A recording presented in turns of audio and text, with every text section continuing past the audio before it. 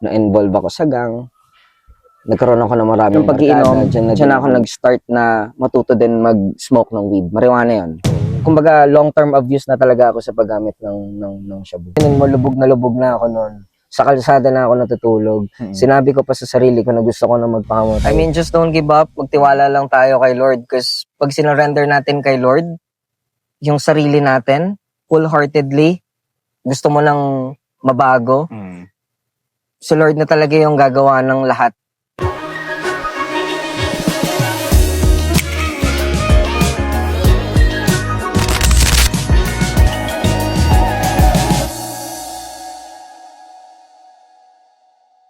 Hey guys, welcome to the Encounter Podcast, and for today, pang-apat na episode na natin to.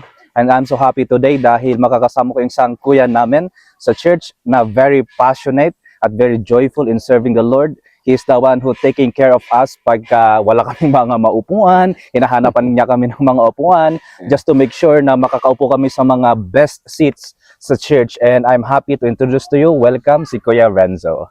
Hi guys. Hello. Thank you Kuya for saying yes sa podcast na to. Of course. Actually, Jeric, it's my pleasure din. And at the same time, kaya din naman ako mo. Kasi gusto ko din na ma-share din kung paano talaga binago ni Lord yung buhay ko. Yes, thank you kasi you make time, Kuya. Ngayon, dahil alam ko na very busy ka, ang dami kang ginagawa, but you make time for this podcast. And so as I start, Kuya, sa first question natin, gusto ko lang tanungin, kasi nakikita kita sa church natin that you are very passionate in serving the Lord sa ushering team, and you are joyful in doing it. And so my question is that what motivates you, what fuels you, Kuya, in serving and volunteering sa church? Well, ako, kung bakit ako masaya and what fuels me to do this is hindi talaga para sa akin eh. Sinasabi nga nila, serving the Lord is parang hindi mo kailangan ng audience eh. Yes. Like, audience of one lang. So for me, ito yung parang way ko na mapakita din kay God kung gaano siya din naging mabuti sa akin. Like, I'm not doing this just for the purpose of salvation kasi hindi naman ito yung gateway natin, di ba? Yes. Hindi naman ito yung gateway for salvation. Yes. Kumbaga, sa akin, I mean, like, galing to sa puso ko na ang saya-saya ko lang na every Sunday na nakakapag-serve ako para kay Lord. Wow. And syempre sa people din, sa lahat ng tao, lahat ng anak ni Lord. Syempre anak tayo lahat ni Lord, di ba? So yun yung nag-motivate sa akin, yung nagbibigay sa akin ng fuel every Sunday. Gigising ako ng morning, excited. Actually, excited ako pag Sunday. Yes. Sunday. Iba kasi, di ba, pag Sunday, okay, bahay lang yan sila eh. Pero ako, I mean, with no joke talaga, pag Sunday, isa to sa talagang favorite kong araw. Wow. Sa isang buong linggo. Yes. Sunday, excited ako niyan. Gigising ako ng umaga, pupunta ako ng Victory Church. And then, kung ba't din ako masaya, kasi nakikita ko, kumbaga parang, alam mo yun, nagagampanan ko ng maayos. Yes. With the grace of the Lord. Kumbaga, nakikita ko din na ang sarap din sa feeling na hindi para lang sa akin. I mean, masarap sa feeling kasi nakikita ko na nagagawa ko ng tama ng maayos yung pagiging ushering ko, yung pagiging usher ko sa church. Tapos nakikita ko yung mga tao na nag-i-smile din sila. I mean, hindi naman syempre lahat nag-i-smile, diba? Pag binabati mo sila. But it's not a problem. What I mean is, kung ano talaga yung purpose ko na mag-serve para kay Lord is, yung gusto ko talaga, tapat ako sa ginagawa ko for Him. Yan. And nakita ko kasi, Kuya, na parang you got baptized recently. Yes. And I think parang yun yung way mo publicly declaring that you commit your life following the Lord. And now parang my question is that hindi naman kasi agad-agad na dumating ka sa point na gano'n. And I want to know, Kuya, if okay sa yun, ay kwento mo yung life mo before you have received the Lord, before na nagsiserve ka, ano yung life ni Kuya Renzo before committing his life to the Lord? So para sa mga viewers mo, hindi talaga ako actually lumaki ng Baguio. I was born and raised talaga sa Manila, sa Parañaque City. So before, ang alam ko, basta gumawa lang ako ng tama, maging mabuti lang ako sa kapwa ko, maging honest lang ako, okay na yon, diba? Pero I mean, ang buhay ko kasi dati, nag-church din naman, nagsisimba kami sa mga Catholic church every Sunday, pero hindi yun consistent. Hindi yun consistent. Because, paano ba? So, elementary days, kukwento ko lang ha. So, Yes, sige elementary, Catholic school kami magkakapatid din. And doon kami nag-school, elementary school sa Parañaque. And then high school, Parañaque National High School. Pero doon ako parang okay. So nung high school ako, doon ako nag-start na, kasi, I mean, I'm not saying kasi it's public school, pero halo-halo din yung tao. Unlike doon during my elementary days, it's a Catholic. So, Conservative. conservative yon, Yeah. conservative school yon. So nung na-enroll na ako, nung nag-enroll na ako, nung pumasok na ako nung high school, Na-expose ka na, kumbaga. oo. So doon ako nag-start. So nagkaroon na ako ng mga barkada. Okay, doon ako nag-start magbarkada. And I'll be honest din na high school din ako na involved na sa gang. Gang? So yes, I was gang member At what talaga. age are you, kuya? I'm not sure kung anong age ko nun. Siguro feeling ko mga 17 years old ako nun. Oh, grabe. 17 years old ako nun nung I started joining a gang. So, nung high school, nag-start yan lahat. Diyan lahat talaga nag-start nung high school. So, na-involve ako sa gang. Nagkaroon ako ng maraming barkada. Diyan na din ako nag-start na magkaroon ng bisyo. Okay. So, nagsimula ako sa paninigarilyo. Naalala ko nun nung mga panahon na yun is kailangan ko pang magtago sa parents ko. Kasi knowing your background Yan. Ganon, and then pumunta ka sa ganong environment. Mm. And then parang na-involve ka sa ganong klaseng environment ng mga barkada. Yes. And hindi kasi so lumaki kasi ako sa family na wala din silang bisyo eh. Okay. Ang nanay ko hindi naninigarilyo, ang tatay ko hindi naninigarilyo. Although ang tatay ko nagiinom siya, occasionally lang din naman. Pero my mom kasi hindi talaga yan naninigarilyo, hindi nagiinom yan. And then mga kapatid ko din, hindi walang mga bisyo sa mga kapatid ko. So okay lang. So kailangan kong itago yon. So nag-start ako sa paninigarilyo, napupunta pa kami sa lugar, sa mga park doon sa subdivision namin para lang magtago. Pero hindi lang din doon kasi doon ako nag-start na matuto mag-inom din. Doon ako nag-start matuto mag-inom. And then yung mga panahon na yon, hindi lang basta ako natuto. Parang naging lifestyle ko na siya. And then after nun, ng pag-iinom, diyan ako nag-start na matuto din mag-smoke ng weed. Marijuana yon. Ito, honest ako dito. Nung high school ako, mahilig ako kasing mag-business. Yung business na yon is sinumulan ko yon sa mga gamit ko. Like parang gusto ko siya na nakikipag-trade in ako sa mga class. Kunyari, hat ko, tas gusto ko yung damit niya or yung jacket niya, ite-trade ko yon. Tas doon ako nag-start na matuto mag-ukay-ukay. Yun na yung parang naging small business ko nung high school ako para kumita ako ng onte. Bukod sa buy and sell. So kukuha ako sa ukay. Pero kasi wala pa kasi dating Facebook eh. Oo. Hindi ka pa po pwedeng wala ka pang way para Mag-post. what do you call this? Post it on your social media or platform, any platforms. Wala pang mga ganun. So lako-lako. Oo, yes. Yes. And syempre dahil part ka ng gang, syempre yung mga fashion namin is mga pang hip-hop, mga ganyan, di ba? So, cups, jackets, pants, shoes, hindi So, doon ako nag-start sa mga jackets, sa mga t-shirts, sa mga hats. And then, nung sabi ko kumikita ako, okay to So, yung pera ko, naiipon ko yun. Naiipon ko yung mga pera na yun. Pero ang ginagawa ko din sa pera na pagbebentahan ko from my thrifts, dun sa mga damit, hats, and jackets, is iniipon ko yun. So during that time, naisip ko, i-level up yung business ko nga. Doon ako nag-start na natuto na ako mag-smoke ng weed. Okay, doon na din ako nag-start na, sabi ko, sige, gawin kong business din to. So, binisnes ko yan. So, ang haba nun, parang mga ilang years din yun. Parang yung entire high school, namin is nagbibenta kami hanggang sa school, dinala ko yan. Ito pa yon. Ang tatay ko talaga teacher yan. Ang tatay ko is TLE or electronics teacher yan. Okay. Yun yung subject niya, electronics. And then, nung dumating ako sa part na nung third year high school ako, meron akong isang classmate na napagbentahan ko. Parang second to the last subject na namin siya bago kami mag-uwian.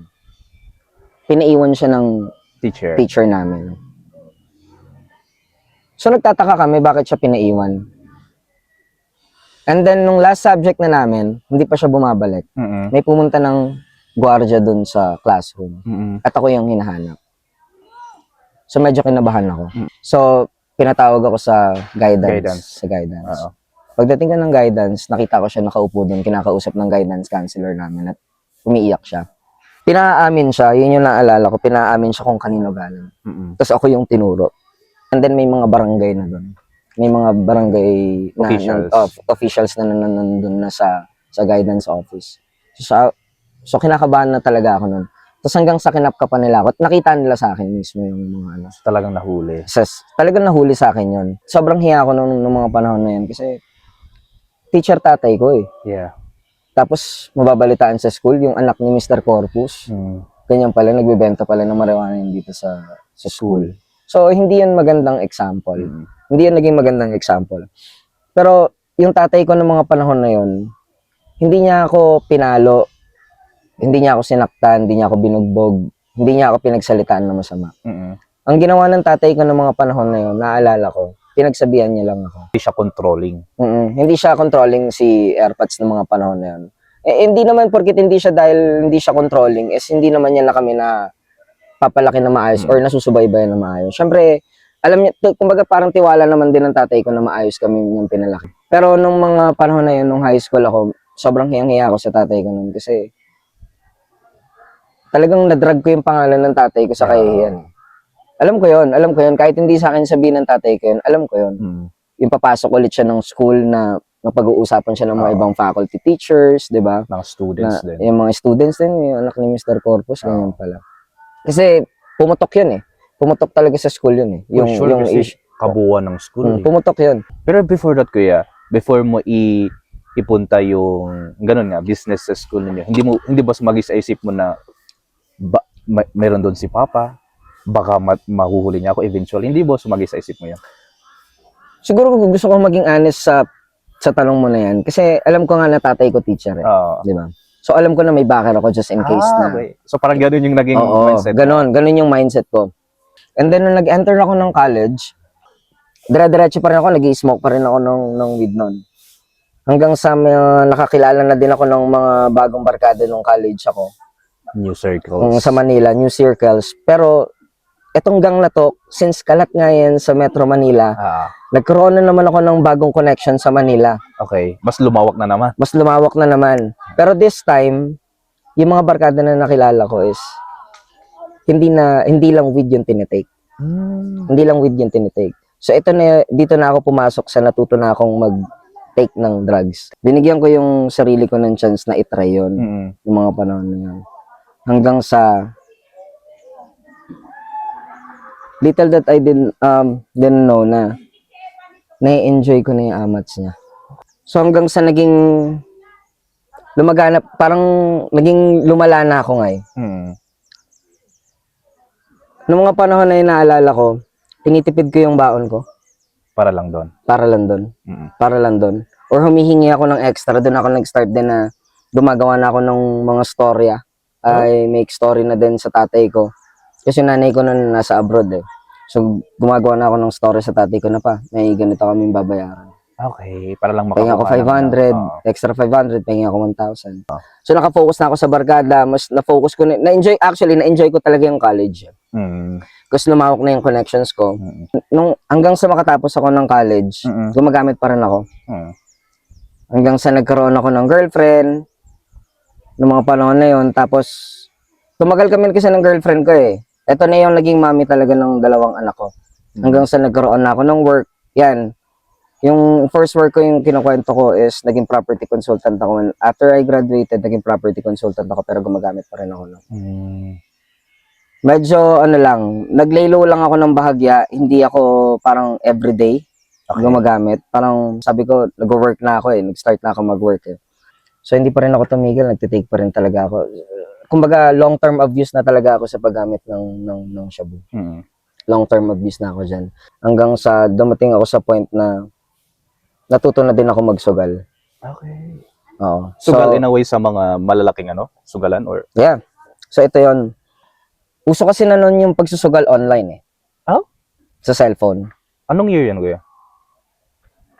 Pandemic to eh. Okay. Pandemic to nag-start eh. Yeah. Pandemic to. So mga 2019 at Pumasok tong mga online Online gambling. sugal, Oo. online sugal, tapos may mga online sabong pa, di ba? Oo. Hanggang sa dumating na napapabayaan ko na yung trabaho ko.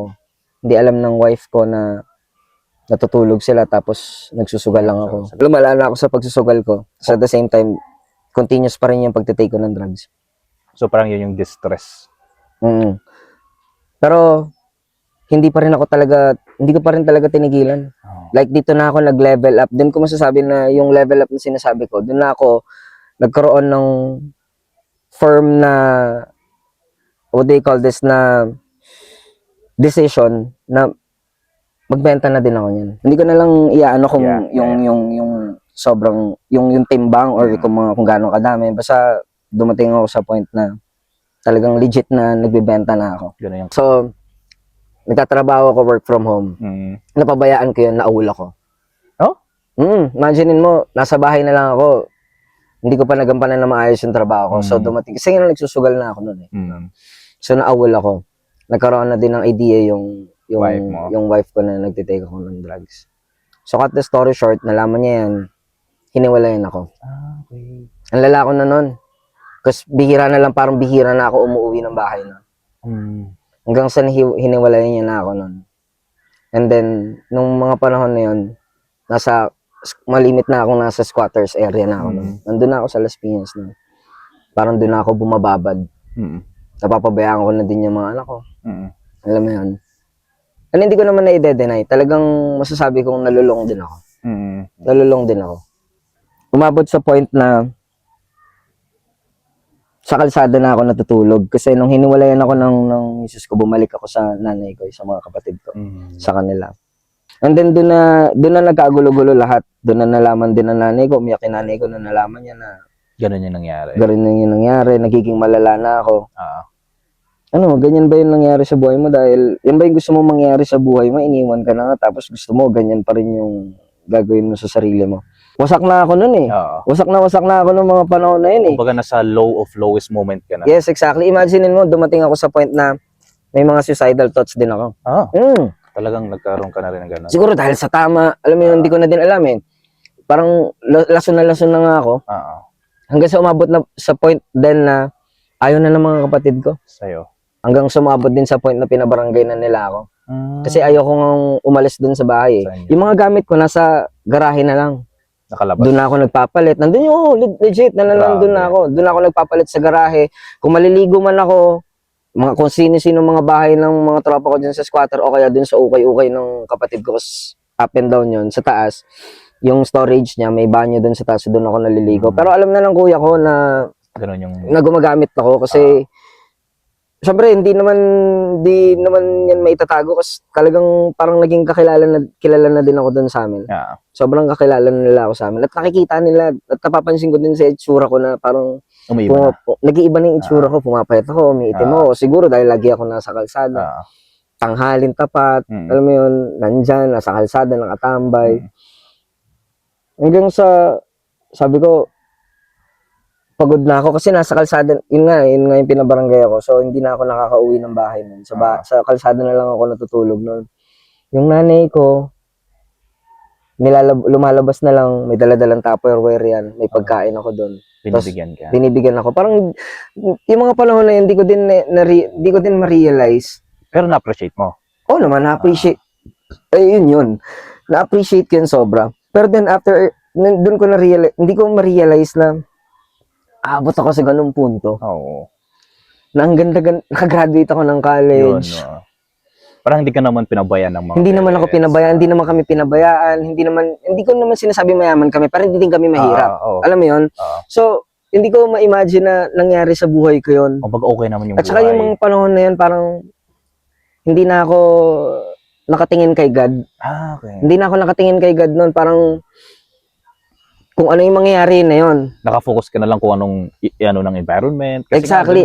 Barkada, ang gusto ko, parang, ang goal ko nun, makabenta ng madami, maging sikat. Alam mo yun, ganun na yun. Parang go with the flow. Go with the flow, yeah, that's true. And then, yun nga, hindi na nila ako hinahayaan na pumunta sa bahay. Ayaw na nila. Doon mo na ba na-realize ko yan na parang sinira ko yung buhay ko, wasted yung buhay ko? Totoo.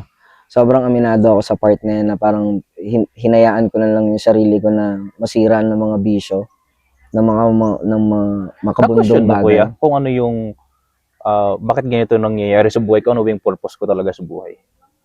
Sa mga moments nasa lowest moments ka ng buhay mo. Kasi noong mga panahon na yun, lagi ko sinasabi sa sarili ko, nakagraduate ako sa magandang university. Tapos biglang ganito yung ano. And then, di lang ako sa sarili ko. Kumbaga yung mga nakakakilala sa akin na parang hinayang sila sa akin na, ba't ganyan yung naging estado ng buhay mo? So parang yun yung ano niya, kuya, no? Just because, yun din eh, nakagraduate ka doesn't mean na yun nga talaga yung success. Exactly. Hindi porket, napatunayan ko din na totoo yun, na hindi porket nakagraduate ka sa magandang university is secure ka na, yung future mo okay na, na after mo makagraduate may magandang trabaho. Although talaga nagkaroon ako ng magandang trabaho, that's true. Pero talagang ako yung sumentensyo sa sarili kong buhay. Mas iba yung pinili mong tahakin. Totoo. Iba na yung ako yung namili talaga ng tatahakin ko na hindi talaga naging maganda, hindi din naging maganda yung outcome sa buhay ko. Pero tas kaya nun, parang sabi ko, grabe na tong nangyayari sa akin kasi hindi ako lumaki sa broken family pero ako hindi ko man lang naipagtanggol yung family. Hindi ko man lang naingatan na sa dalawang anak ko pa na babae, sila pa yung makaka-experience ng broken family. Parang sobrang unfair sa kanila nun kasi tatay nga nila hindi ganun eh, di ba? Tapos ako bigla akong yun yung ipaparanas ko sa kanila. And then, yung mga panahon na yun, nung nasa kalsada na ako, nagbibenta pa rin naman ako noon. Totoo lang, nagbibenta pa rin ako noon. Dumating sa point na way back 2024, parang napagod na ako. Saan na lang ako natutulog, e-bike, sa squatters area kung saan ka pwedeng makatulog. October 2024, October 4, October 5, gumising ako noon, umaga. Bigla na lang akong nag-decide na pupunta ako sa tapat ng bahay ng nanay ko. Pupunta ako doon, sabi ko, ma, dali mo na ako ng Pusurubio, dali mo na ako ng Pangasinan. Parang, yun na talaga yun. Kasi hindi ko na din maalala kung bakit.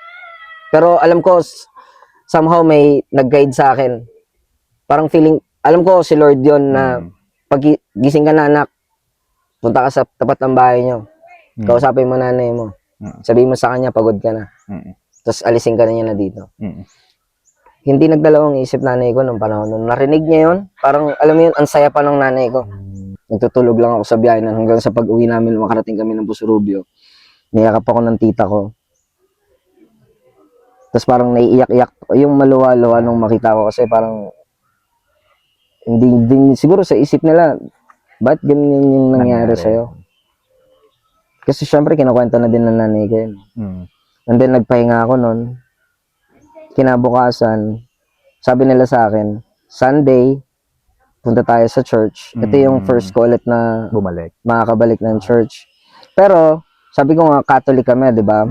So, Christian na din tong tita ko, tsaka yung mga pinsan ko. Sabi nila, ipapa-pray over ka namin sa Sunday, punta ka. So, ito na yung Sunday. Pupunta na kami nung Sunday. Ang pangalan ng church sa Pusurubio is Cornerstone. So, Christian pala yun. Okay, so first time ko talaga na makakapasok ng Christian church. So, pagpasok ko ng church, iba yung ambience. May kantahan, may gitara. Sabi ko, pagpasok ko ng church, ang una ko naramdaman na baduyan ako. Ang baduy. Kasi first time mong nakita yon. Oo, ang baduy. Hindi ko tinapos yun. Yung Sunday na yun, hindi ko tinapos yun. So, hindi ka nakapag-pray over? Hindi nila ako na-pray. Sa madaling salita, hindi nila ako na-pray over kasi umalis ako. Agad-agad. Nabaduyan ako. Naglakad ako pa uwi. Although walking distance lang, pero medyo malayo din, naglakad ako. So, pag-uwi nila mama, nila tita, nanay ko very disappointed eh. Galit nga siya eh, kasi hindi ka man lang nagsabi na uuwi ka. Di ba sinabi namin sa'yo na ipapa-pray over ka namin? Pero, then after I realized, sabi ko, bigla akong naisip na bigyan ko ng chance yung sarili ko ng isa pa, next Sunday. Pero nasa Pusurubio na ako, no? Ito yung isa pang magandang nangyari. Ito yung isa pang pinakamagandang nangyari sa akin. Pag long-term abuse ka sa paggamit ng shabu, especially yung shabu, is may relapse yan. Pero imaginein mo kung gaano kabuti si Lord. Hindi ako nagkaroon ng relapse. Nice. Ang hirap paniwalaan na ito. Mahirap paniwalaan na ito kasi kahit kanino mo ikwento or kahit kanino nyo itanong sa talagang mga gumagamit, imposible yung isang araw, ititigil mo nang wala. Ikikrave pa rin ng katawan eh. Ikikrave ng katawan mo yun. Pero hindi ako naka-feel ng relapse. Hindi na feel ng katawan ko na hanapin yun. At yun yung pinaka natandaan ko na sobrang sabi ko, ang galing. Dito ko nasabi na ang galing ng Lord. And then sabi ko, bibigyan ko yung sarili ko ng isa pang chance. So susunod na Sunday, pupunta ako. Pumunta ako. Second Sunday nun. Then doon na nag-start lahat. Doon na nag-start lahat. Yung sobrang tigas ng heart ko, parang sobrang lumambot doon. Doon na ako parang ito na yung totoong story na doon ko na na-feel yung Holy Spirit. So you would say kuya na that's your encounter kay Lord?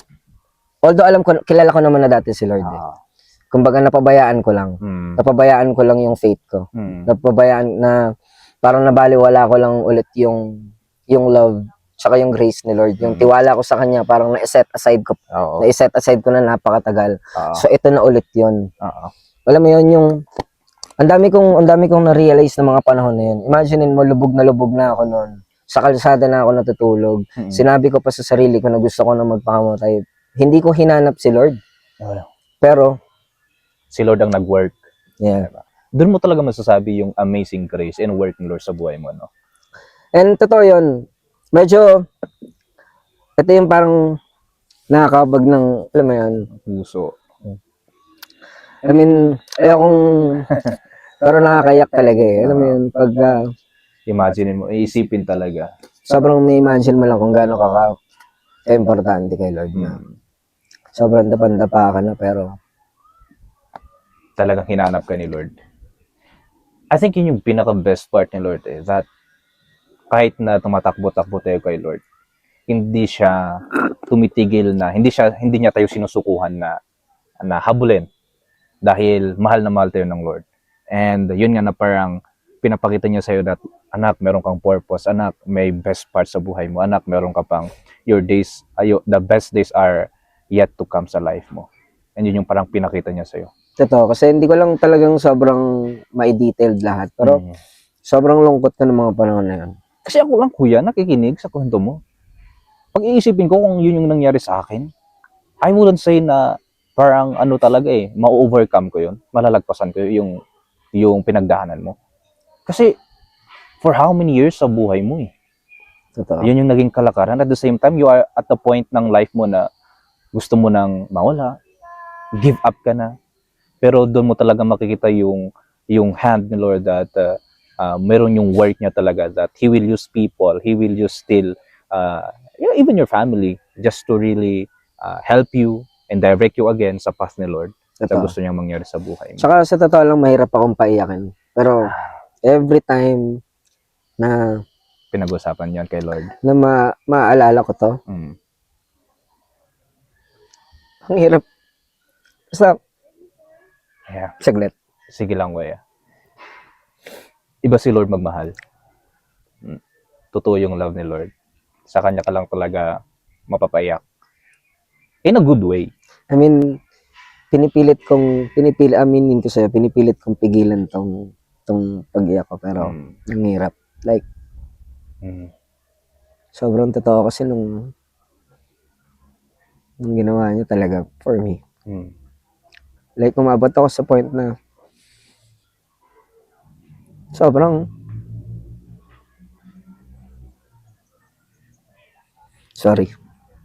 lungkot ko nun. Basta, sobrang grabe nung mga naririnig ko sa mga kapatid ko. Imagine naman, di na sila naniniwala sa akin. Tapos sabi nila, parang hinihintay na lang nila na mabalitaan nila na it's either makulong ako or mamatay ako. Pero okay din kasi hindi naman ako nagtanim ng sama ng loob sa kanila. Ang kasalanan ko naman din yun. Thankful lang ako kasi nandiyan yung nanay ko na ginamit ni Lord para yung love niya magstay talaga. At naniwala pa rin sa akin na kaya ko pa rin magbago. Kasi siguro kung hindi lang din dahil sa nanay ko, wala na. Siguro pinaka-worst na mangyayari sa akin is talagang mamatay ako. Or pinakamababang hatol sa akin is nakakulong ako. Yeah. Pero doon ko masasabi na sobrang totoo si Lord. Sobrang mahal niya tayo. Kumbaga siya talaga yung nakahanap sa akin. Siya talaga yung humanap sa akin. Parang alam mo yun, yung kamay niya, lubog na ako. Nak, pabutin mo tong kamay ko. Ganun katotoo. Hindi ako nagka-relapse. Masasabi ko nga parang miracle yan for me eh. Yes. Kasi long-term abuse ka ng paggamit ng droga, hindi imposibleng one day lang. Wala talaga. Alam mo yun? So, ang ginawa ko ng mga panahon na yun, tinake advantage ko yung ganung pakiramdam. Ang ginawa ko, bumalik ako sa outdoor activities, like merong athletic ball dun sa Busurubio. Nag-start ulit ako na mag-run. Okay, hanggang sa, isang araw, 2 araw, 3 araw, Finokus mo yourself. pinocus ko yung sarili ko doon. Tapos, yun yung second Sunday ko sa church, dun ko na-feel na yung Holy Spirit na niyakap talaga ako. Hanggang sa nakapag-share ako ng onte sa church, nakapag-testimony ka. And I was like crying dun in front of many people. Ang galing din, kasi hindi naman ako sanay sa crowd eh. Sanay ako sa crowd na Ibang crowd. Okay? Ibang crowd. Pero yung nakaharap sa crowd na Church people. sa church people, yeah, iba. Pero ang galing din, kasi nakikinig yung tita ko, nakikinig yung pinsan ko, and nakikita ko sila, they were like crying when yung mga panahon na nag-share ako in front of them. Sobrang ang galing din kasi imaginein mo, binigyan ako ni Lord ng lakas ng loob para ma-share yun. Although hindi ganun ka-detailed, 'di ba? Pero at saka yung confidence ko to yung share. yung confidence, 'di ba? So parang sinasabi ko nga sa mga napagkukwentuhan ko dati na hindi ako dati masaya eh. Hindi talaga ako masaya. Parang bihira na nga lang ako mag-smile at tumawa eh. Alam mo 'yon? Wala na akong ganung pakiramdam. Pero when I started ulit na i-surrender ko yung buhay ko kay Lord, that's the time na yung joy meron. yes, doon na nag-start lahat yan. Second Sunday, doon ko na feel yung Holy Spirit. I was like crying then. And then, nagtuloy-tuloy yun. Ako na yung, parang yung ika-third Sunday, ako na yung proactive sa tita ko na simba tayo punta tayo ng church Galing. Iba din talaga yung ginawa ni Lord for me. Sobrang na-enjoy ko na yung mga araw-araw na gising ko. Parang iba na yung, alam mo yun, yung galing ka sa masaklap tapos biglang gigising ka na ngayon ulit ng masaya ka, na excited ka. Parang hopeful ka di ba? Na gumigising. Tsaka doon mo rin makikita kuya na yung environment na binigay sa'yo ni Lord na bago is sinasabi niya, anak, that's where you belong. True. Di ba? Despite sa mga nangyari sa'yo in the past is that pinakita rin sa'yo talaga ni Lord yung totoong life na gusto niyang ipa-experience sa'yo. Totoo. So, kuya, with all those experience nga na bumalik ka kay Lord and then na-surrender mo yung kay Lord, nag-serve ka kay Lord, paano naman yung experience mo? Kasi from Busurubio, nandito ka ngayon sa Baguio.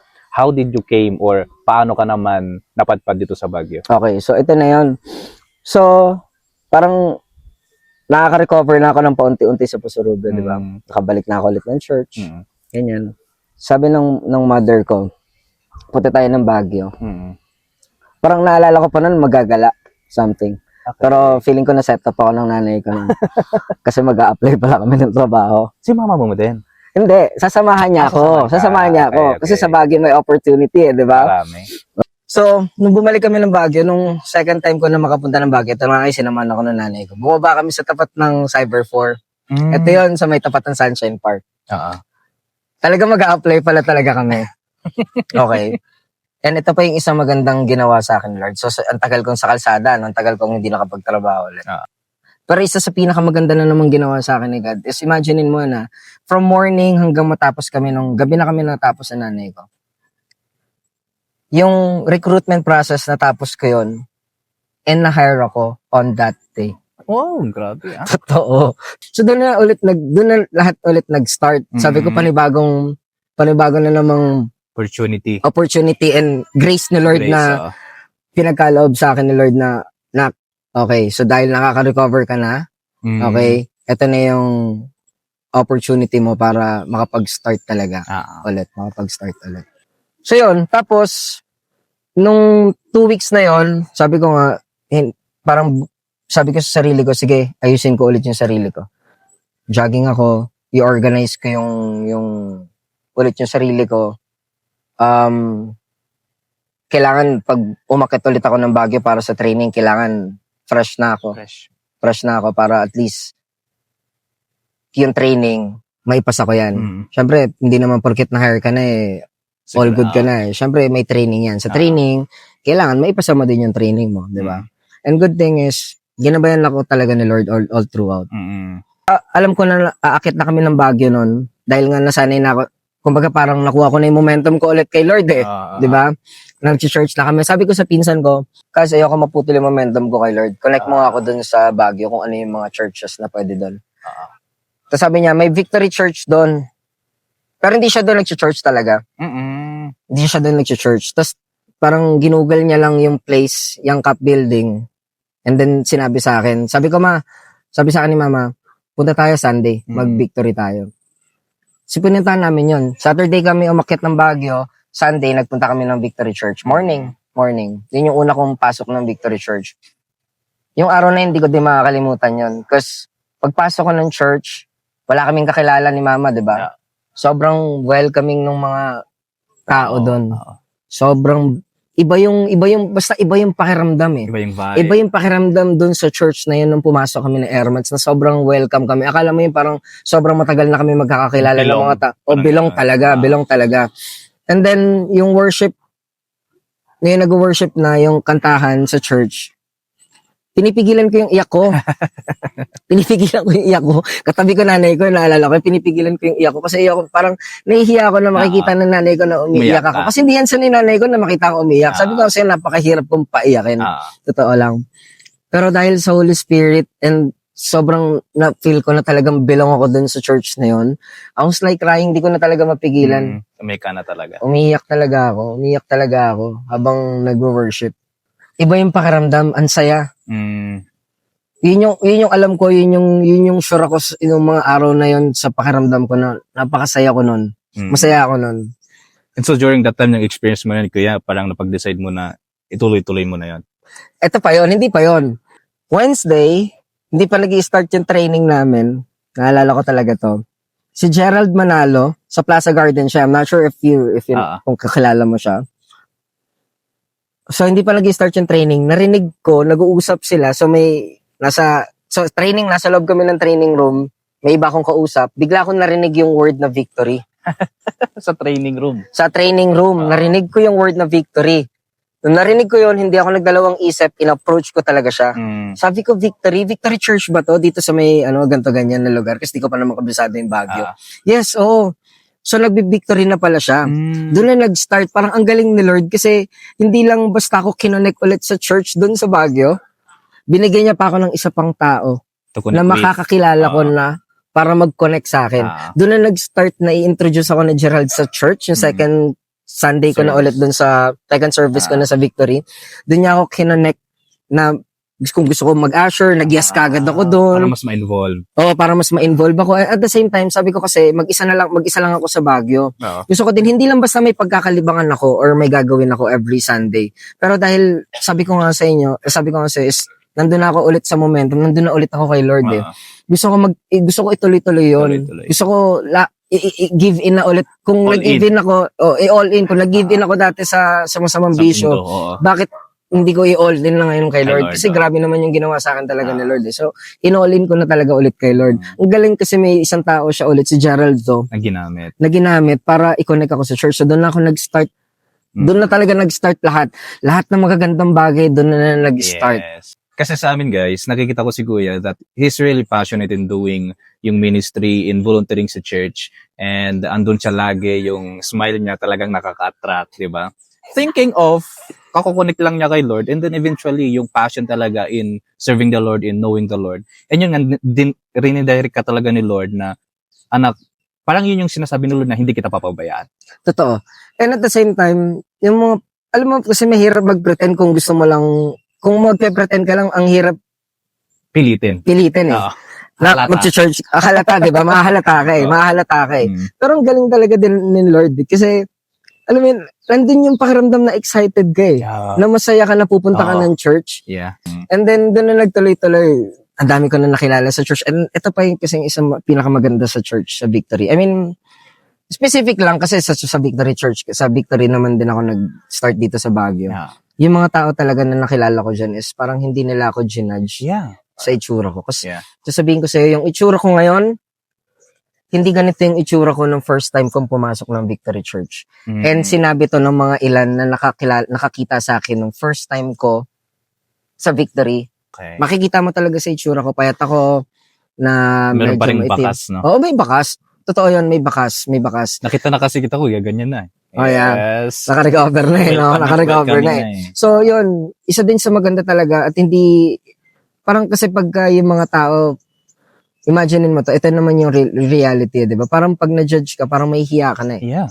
Diba? Parang condemn eh. Ikaw condemn ka. Exactly. Pero walang ganun. Hindi ako na-judge sa itsura ko lang. Yeah.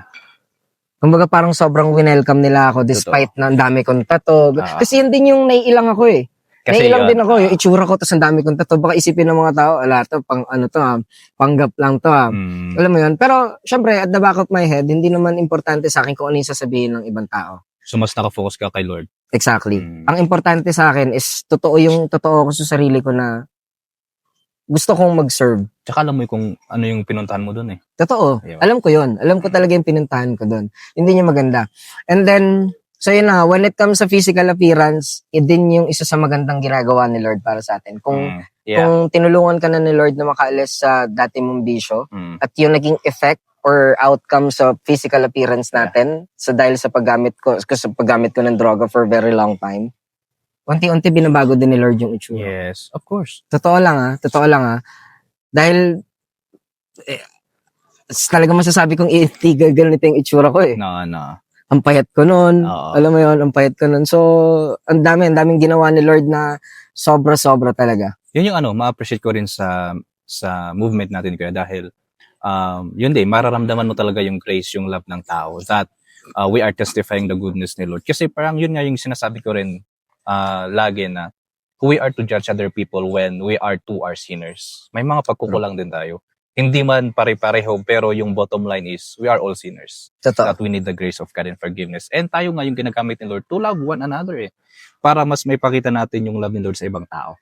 Diba? And so, I think yun yung parang minold ay pinakita ni Lord sa'yo. Totoo. And then, of course, nagkaroon ka ng bagong community, bagong family. Diba? And talking about that, kasi syempre, yung circle of friends ko ngayon, yung circle ko ngayon, iba na eh. Totoo din naman na yun ang panad ko nga sa podcast mo about yung kay Ryan na tell me your friends. Oh, tell me your friends are and I will tell who you are. Right? Totoo yun. So, yung dati ko mga circle of friends kasi hindi naman, I mean, syempre gusto ko din na ma-experience nila yung na-experience ko ngayon. Hindi din ako masaya na up until na may mga friends pa rin ako na nandun pa rin sa stage na, kumbaga lost. sa situation na lost pa rin sila. And gusto ko maging mabuting example sa kanila na kahit na umabot ka man sa point ng buhay mo na sobrang dapan-dapa ka na kasi yun yung experience ko. May pag-asa. Guaranteed may chance. Yeah. Guaranteed may chance. May pag-asa talaga. Basta surrender mo lang yung sarili mo kay Lord. Kay Lord. Magtiwala ka lang ulit kay Lord. Sa Lord na bahala lahat sa'yo. Totoo yun, guys. Kasi kahit anong klase ng buhay na binuhay natin, if we just humble ourselves and surrender kay Lord, He will really make His way. Para ipakita talaga kung gaano tayo kamahal. Kahit sino ka pa man. Ano man yung pinagagawa mo sa buhay mo. And I think yun yung isang, I'm praying din, Kuya, that as God will establish you, He will use you din para i-share si Lord sa mga friends mo before. Yeah. And yun naman din yung gusto ko din mangyari. Sabi ko nga, pag nagpipray ako na, gamitin mo ako, Lord. Yeah. Na maging halimbawa ng pagmamahal mo na makatulungan ko din yung mga friends ko kasi hindi din naman ako happy kung makikita ko pa rin yung mga kaibigan ko na ganun pa rin sila. And totoo to sa mga nakakakilala sa akin ng mga friends ko talaga sa Manila, alam nila talaga yung changes, yung pagbabago. Marami akong na-receive na messages from them sa comment section pag nagpo-post ako na ang layo-layo na daw ng dating ako. alam mo yun, yung akala, sabi nga ng isang kaibigan ko, yung very close friend ko, childhood friend ko, na sabi niya doon sa comment niya sa akin na, akala ko dead end na para sa'yo, pero nakabangon ka ulit. Ganun yung message niya sa akin, ganun yung comment niya doon sa post ko, doon sa Facebook. Hindi ako nagpo-post para iyabang Fineflex ko kung paano ako binago talaga ni Lord. Yun yung gusto kong i-flex at gusto kong ipakita sa lahat na nakakilala sa akin, na yung akala nila na parang dead end na sa akin at alam ko din sa sarili ko na wala na akong pag-asa, hindi pala totoo yun. May chance talaga, may pagkakataon talaga. Regardless sa age, kung anong age ka pa, kung anong estado pa ng buhay mo, pag nadapa ka at na-feel mo talaga na walang-wala na, hindi, don't give up. Kasi yun talaga yun, kuya left on our own, we can say na wala ng pag-asa. But si Lord, na mas nakakaalam ang lahat, who created us, who loved us so much, He knows na mayroong pag-asa. And He will make a way. Kasi time and time again, pinprove yan ni Lord for us to go back to Him. So yun yung parang pinaka-final question ko, kuya, that ano yung pwede mong ma-share, ma-advise sa mga kabataan or sa mga tao na naka-experience yung life mo before, na nasa point sila ng buhay nila na parang they want to give up their life. Ano yung mga ma-share mo, ma-advise mo sa kanila? So, sa mga nakaka-experience or mga naka-experience na ng mga same, ng katulad ng nangyari sa buhay ko, isa lang masasabi ko talaga, I mean, just don't give up, magtiwala lang tayo kay Lord, because pag sinurrender natin kay Lord, yung sarili natin, wholeheartedly, yung talagang ikaw mismo isosurrender mo kay Lord na gusto mo lang mabago, si Lord na talaga yung gagawa ng lahat ng way, lahat para mabago ka. And that's true. Ako yung parang sabi ko, buhay na patunay. Yes. Ako yung parang buhay na patunay na isa ako sa mga, lahat naman tayo mahal ni Lord. That's true. Lahat naman tayo mahal ni Lord. Kumbaga may mga tao talagang ginagamit din ni Lord para maging proof na totoo yung pagmamahal niya sa ating lahat. Tsaka totoo yung pagbabago. And totoo yung pagbabago. Kumbaga, hindi dahilan yung dahil ito yung mga na-experience mo sa buhay mo, na sobrang makasalanan mo. Ako din naman, aminado naman din ako na sobrang makasalanan ko. Sobrang makasalanan ko, ang dami ko ding mga tao, to be honest, sa pagbebenta ko ng drugs nung araw. Hindi lang sarili ko yung sinisira ko, ang dami ko ding nasirang buhay noon, to be honest. Yung mga bumibili sa akin, lahat yun, loss. And hindi yun maganda. I mean, alam ko, aminado ako sa sarili ko na hindi din ako naging mabuti sa gawa ko ng mga panahon na yun. And ngayon, masasabi ko na sobrang thankful ako kasi talagang ako yung buhay na patunay talaga. Na kahit gaano man kasaklap yung na-experience mo or na-experience mo na sa buhay mo, kahit gaano ka kasama, kahit gaano pa kalaki yung kasalanan mo, si Lord, hindi siya magsasawa talaga. May pag-asa. May pag-asa. Hindi siya magsasawa sa'yo. Yes. So thank you for watching this podcast, guys. Thank you for watching this video, this episode, and I hope that you like it and kindly share and subscribe para mas ma-update pa kayo sa mga susunod naming video. And thank you for watching. That is for today. See you at the next video. Bye!